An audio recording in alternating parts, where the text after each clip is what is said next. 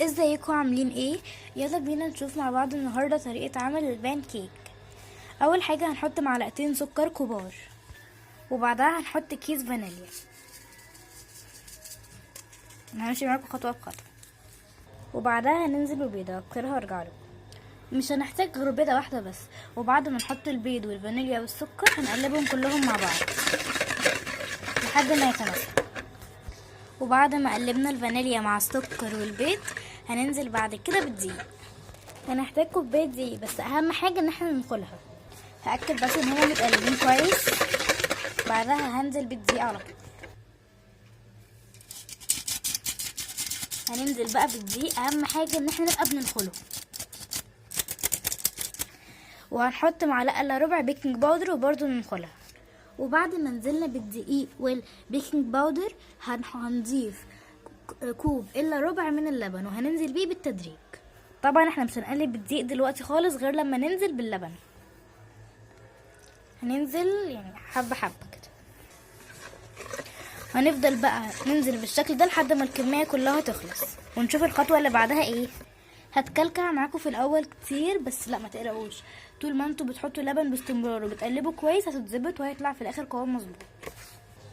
انا هنا بعد ما حطيت خلاص كل كميه اللبن اللي معايا، لو حسيت ان القوام خفيف هتزودوا دقيق زي ما انا هعمل كده. هو ده القوام اللي احنا عايزينه بالظبط، اللي هو القوام اللي ولا تقيل ولا خفيف. على فكره البان كيك القوام بتاعها دايما بيبقى خفيف، مش اللي هو تقيل قوي. وهو فعلا المقدار كوبايه، بس انا عشان قللت شويه. وهننزل بقى بمعلقتين زيت.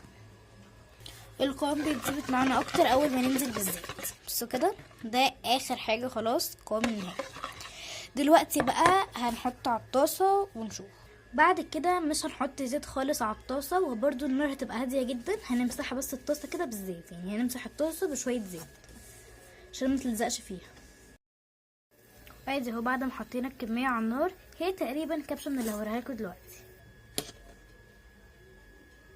اول ما نلاقيها بدات تاخد لون كده من الجنب وبدات تتنفخ شويه، نعرف ان هي بدات تستوي بالشكل ده. زي ما احنا شايفين اهو من على الوش، قصدي من الجوانب، بدات تاخد لون كده وتعمل بلالين.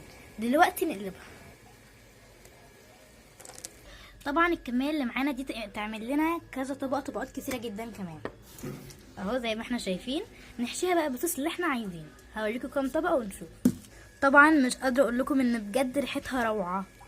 ممكن تستخدموا اي صوص انتوا حابينه. انا عن نفسي هستخدم صوص كراميل، او ممكن كمان سكر باودر، او ممكن عسل، ممكن شوكولاته، ممكن اي صوص تحبوه. هنحط بقى كذا طبقه ونفرد الصوص اللي احنا حابينه. وادي الشكل النهائي زي ما انتوا شايفين كده. بجد طعمها حلو جدا والصوص طعمه حلو جدا، بجد تحفه. لو عجبكم الفيديو ما تنسوش تعملوا لايك وفولو القناه.